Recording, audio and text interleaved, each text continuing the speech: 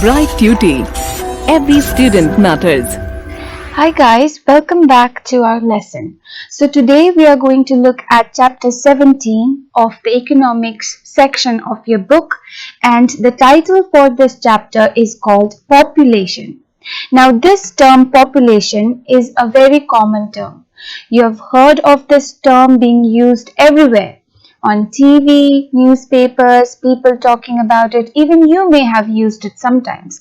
So I know and I'm sure that most of you know of this term population and its meaning.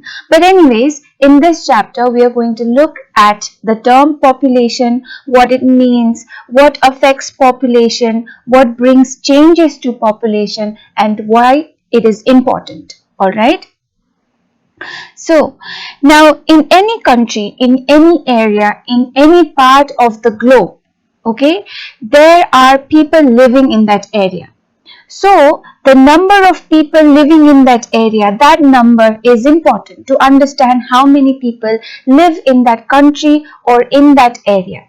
Okay, and what is also important as we understand or as we get the information of that number is whether that number is increasing or whether that number is decreasing. And if it is increasing or decreasing, then we ask additional questions like why? Why is that number decreasing, and how is that number decreasing if it's decreasing? If it's increasing, why the number of people living in one country, one particular country, or in any geographical area is decreasing, how it is decreasing, what is causing its decrease. So that number, that information is what is population. The number of people, information of the number of people is called population. Now, population is very important for us, for every countries in the world, because it has many uses. It is used for many things. Okay. Now, some of the important uses of population or information about population is given here for us. So, the first is if a government does not know or does not have information about the number of people living in its country, in the country that it governs, then the government cannot serve the people. The government cannot take care of the people. The government cannot listen to the needs of the people, fulfill the wants of the people, right? So, in order for any government of any countries in the world, it is important for the government to have a proper information of the people, of its people, of the population. Then only the government can be of service to the people. Okay?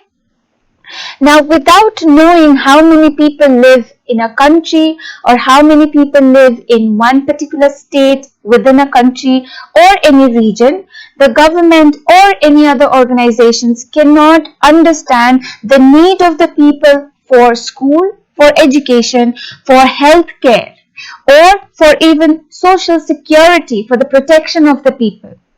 The government needs to understand how many people live in its country to accordingly build the schools required to educate the people, that number of people, to provide healthcare facilities for that number of people residing within its country, to provide protection, to strengthen its boundaries, okay, to make sure that people are secure. For that also the government needs to have an information about the population of its country. Now, population is also important because with that we can understand the business enterprises, right? Manufacture, trade, commerce, all that can be properly executed, properly managed, properly operated once we know the population. Okay, we know that India has a huge population, right? India, so many people live in our country. Now, when there is lot of people living in a country, then the market also does well. The business enterprises also does well. The factories can work because there will be more people joining the factories for work.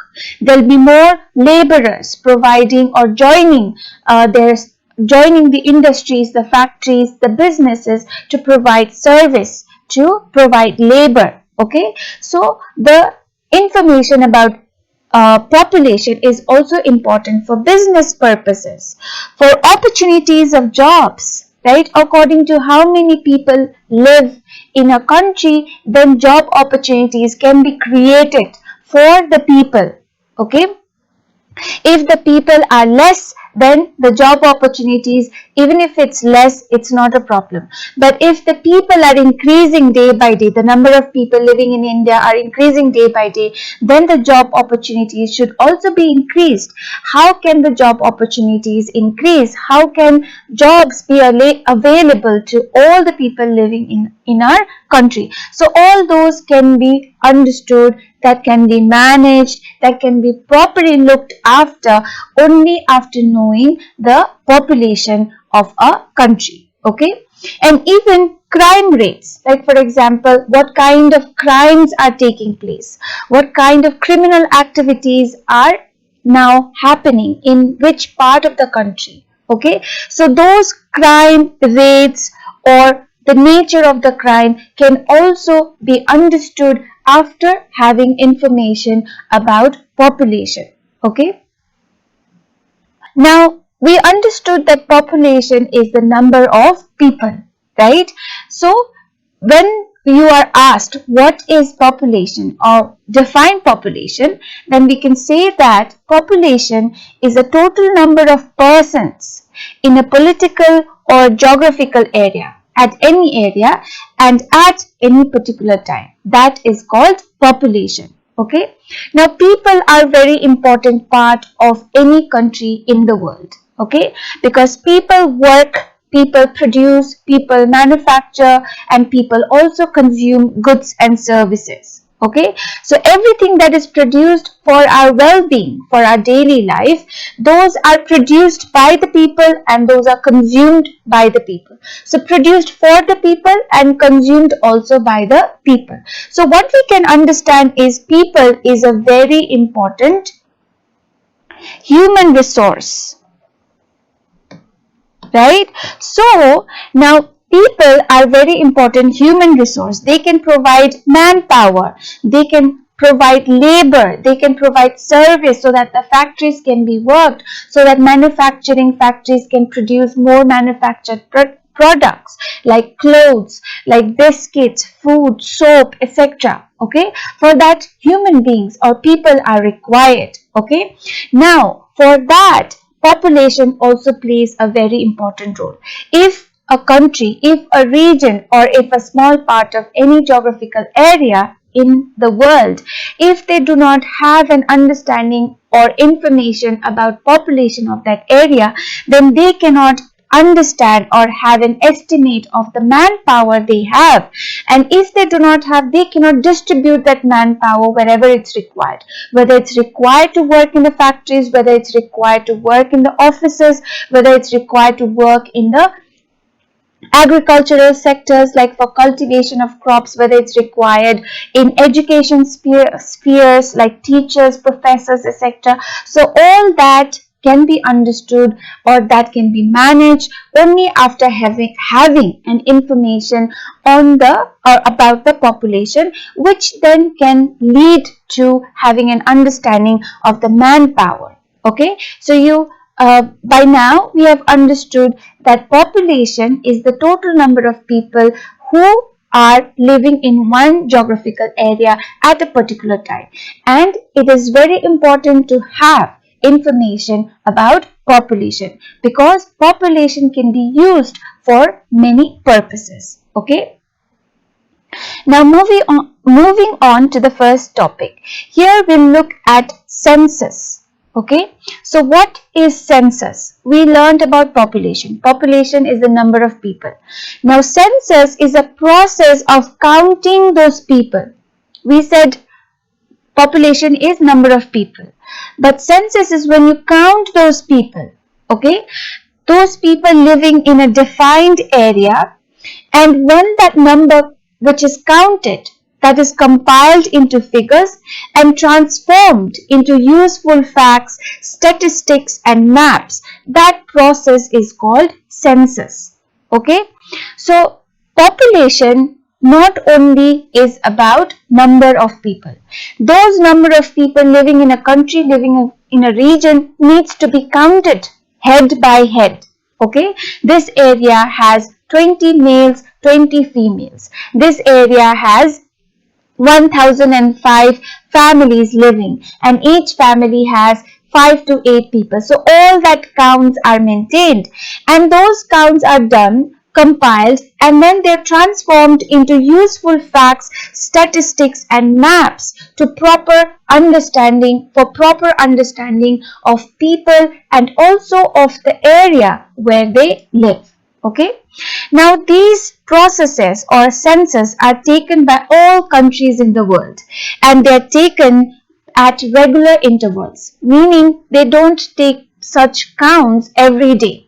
It happens once in 6 months, or once in a year, or once in 10 years, or once in 20 years. Okay, now these censuses, they provide facts, they provide figures so that we can have a proper understanding about the population. Alright, so the census act as a very important source for population statistics.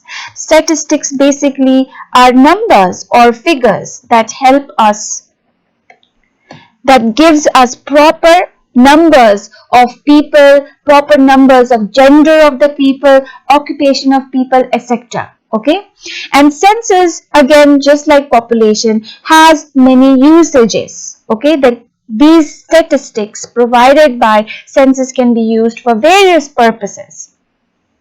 So here is a chart. So this is a census highlights of the year 2011 for India. Alright, so census is something like this. So they not only count the number of males and females in our country, but with that they also see the growth of male and female over the years. They also try to see the sex ratio, how many males and how many females per 1000 people. They also try to see the literacy rate, how many are educated, how many are not educated, how many has gone to school and how many have not gone to school or colleges. Okay, so all these facts or all these numbers are provided as a result of census, and these help in our understanding of the people living in our country or any countries in the world, and also the area where they live. All right, so the census also helps in the demography. Now, what is demography? Demography is the statistical study of population. So we said census provides numbers, right? Statistics. Now the study of the people living in an area and all the numbers that we get by studying that entire study is called demography. Okay, the statistical study of population is called demography. Now these studies are required for many reasons, for many purposes. For example, for planning the immigration policies, movement of people from one place to another, for public health programs, for providing health facilities to the people, for advertising and marketing campaigns, so that the product that are advertised, those advertisements reach out to all the people. Okay, they want to be reached out widely among all the people living in that country or living in a particular country. The advertisements are not meant for only small group of people. It is meant to share and to let know of that product to all the people, as many people as possible.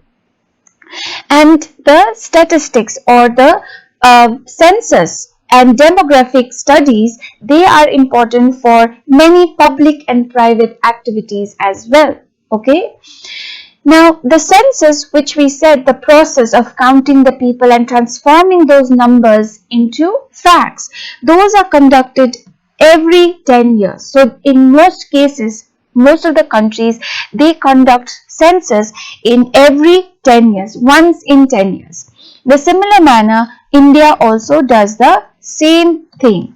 It conducts its census once in every 10 years. So since independence, since 1947, India has had 6 census. Okay, every 10 years a census report has been produced, and there has been 6 such reports since 1947. The last census was in the year 2011. Okay. Now, this is the census report of India between 1901 and 2011. So, you see, they take place at an interval of 1 decade. Once in every 10 years, the census reports are produced. The census take place and it produces a report which tells us about the population of our country, also the growth in the population, the other numbers like number of males, females, literacy rate, etc.